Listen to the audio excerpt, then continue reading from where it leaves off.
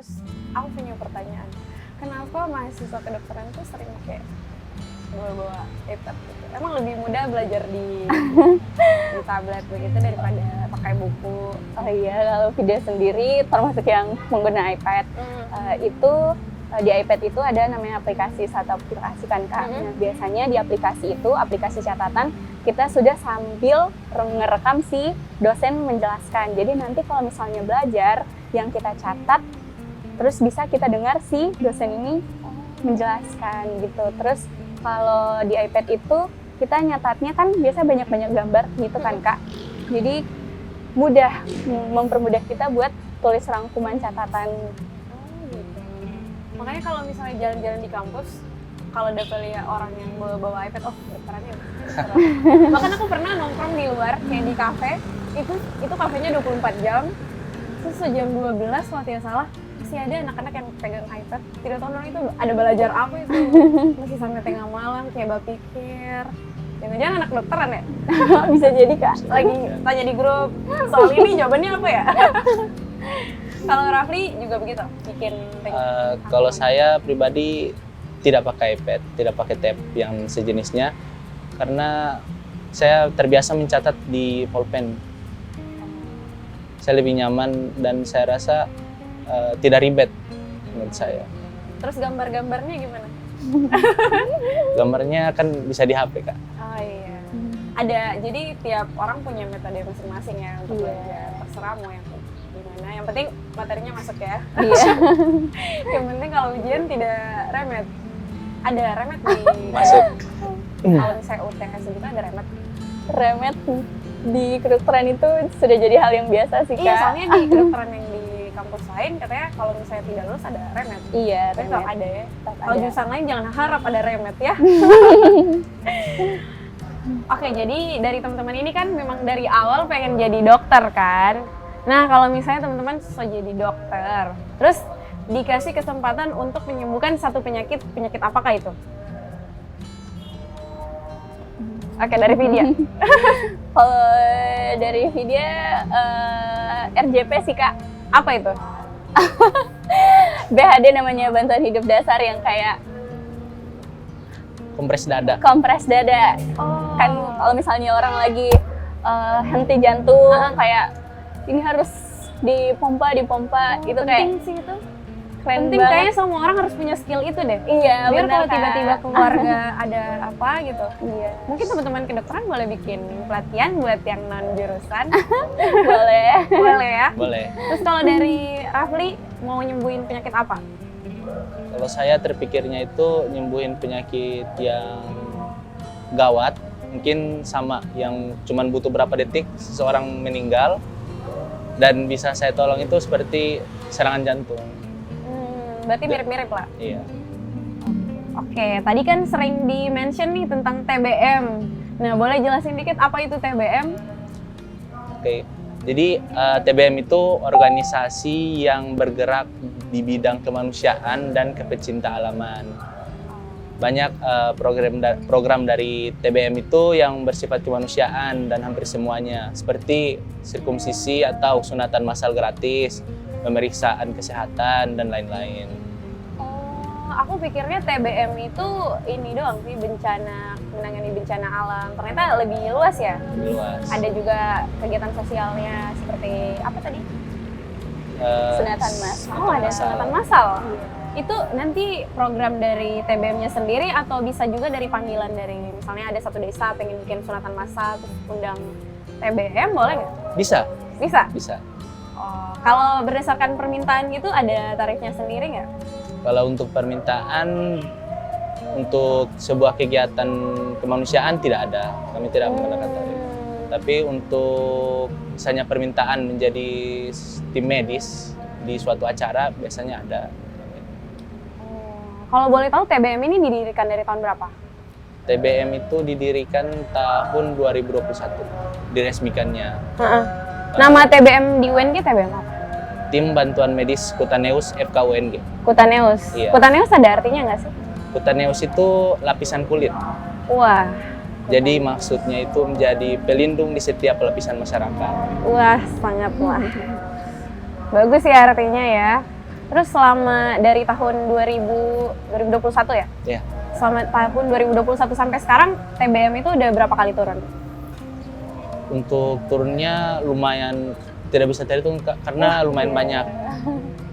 Kalau di kepengurusan kan hitungnya dari kepengurusan kapan Kak? Kalau kepengurusannya kamu? Udah lebih dari 10 Kak. Banyak ya? Karena penurunan tim itu ada yang non emergensi sama emergensi. Jadi yang emergensi itu dia bersifat kebencana alaman, misalnya banjir, tanah longsor dan lain-lain. Dan yang non emergensi itu seperti kebakaran. Ini kan sekarang lumayan banyak kebakaran di Gorontalo.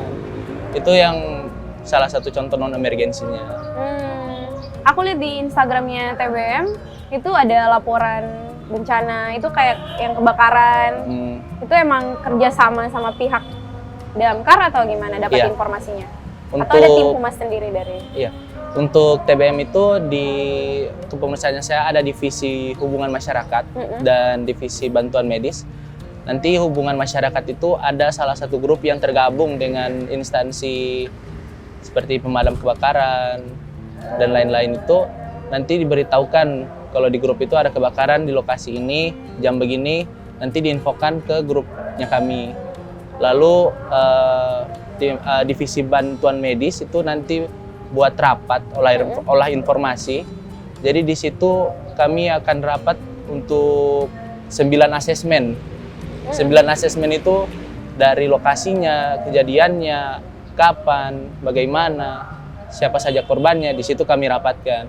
Jadi kalau misalnya ada kebakaran jam 12 malam, ya mau tidak mau harus rapat di sekitar jam-jam itu.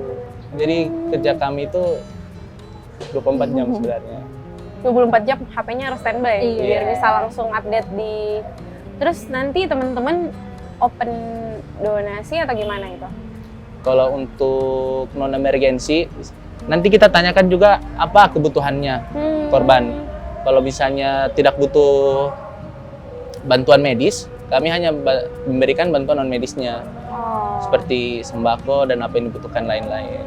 Pakaian apa? Terus selama 10 kali turun ini yang terjauh kemana?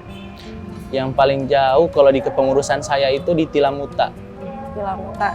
Banjir kemarin, akhir 2022 kalau tidak salah, Desember. Banjir Tilamuta. Video juga turun? Tidak.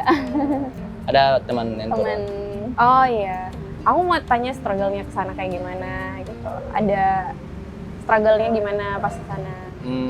Struggle-nya itu kalau di kepengurusan saya banyak kesibukan tentunya masing-masing orang, dan setiap divisi itu punya di kepengurusan saya itu hanya terdiri dari 1 orang. Jadi kalau misalnya 1 orang itu tidak hadir atau ada kendala yang membuat dia tidak hadir, 1 divisi hilang. Jadi itu jadi struggle sendiri. Karena kalau misalnya mau turun bencana, mau turun tim itu harus ada kesiapan dari tiap-tiap divisi. Nah kalau misalnya itu kan kayak ada perjalanannya kan jauh nih. Kalau mau tanya ke Vidya mungkin ya, kalau misalnya yang turunnya jauh kayak ke Bualemo itu pendanaannya bagaimana? Operasional dari TBM-nya kayak gimana? Jadi TBM itu memiliki yang namanya uang kas. Oh ada? Iya, ada uang kas. Tapi kita turun itu harus ada dokter penanggung jawabnya. Jadi kalau misalnya perjalanannya yang sudah jauh kayak kemarin kan ke Tilamuta, itu harus didampingi sama dokternya langsung. Dan untuk kendaraannya, alhamdulillah pakai kendaraannya dari dokter. Kalau misalnya yang lain-lain, mungkin dari bersembilan ini biasanya pakai kendaraannya Rafli atau yang teman-teman yang lain. Tapi dari kas mengeluarkan untuk uang bensinnya. Oh ada uang bensin. Oh gitu. Jadi terus kasnya dari mana? Kasnya dari birokrasi. Oh dari fakultas. Ya. Dari yuran. Dari yuran. Oh gitu. Terus nanti kalau misalnya yang open donasi nih, Vidya yang mengelola. Iya. Menyerahkan langsung ya. Berarti harusnya Vidya turun ya? Enggak ya, udah diwakili sama ketua. Iya. Oke, terus mungkin teman-teman bisa promosiin Instagramnya TBM apa? Untuk Instagram TBM itu @tbm_cutaneus, Cutaneus, C.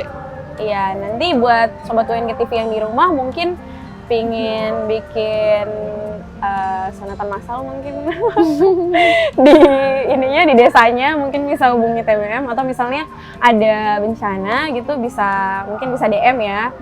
Siapa tahu teman-teman butuh bantuan dari TBM, itu nggak tentang medis doang sih, mereka bisa kasih bantuan berupa sembako dan lain-lain juga ya. Atau buat teman-teman Sobat UNG TV yang ingin berdonasi nantinya ke depannya bisa follow akun Instagramnya TBM Cutaneus gitu.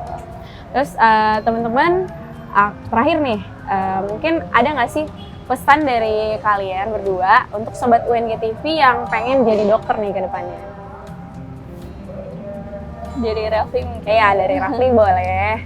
Untuk teman-teman yang ingin jadi dokter, jangan patah semangat. Terus berusaha dan lakukan yang terbaik. Kata-kata anime. Anime apa? Oke. Vidya, quotes of the day dong, enggak deng?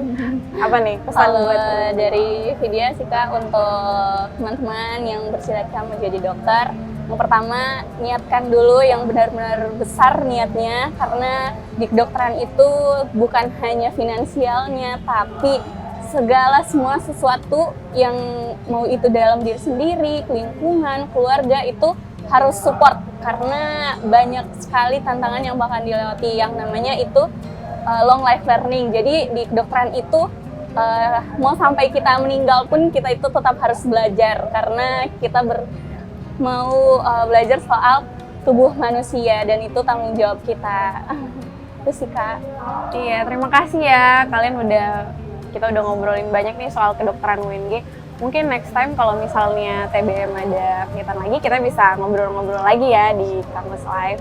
Oh iya, sebelumnya aku mau ngucapin terima kasih juga buat Damhill Cafe yang sudah memberikan kesempatan kepada kita menyelenggarakan Kampus Live di Damhill Cafe. Oh iya, Damhill Cafe bukannya tiap hari ya guys, pukul 17 sampai pukul 24.00 waktu Indonesia Tengah, of course lah.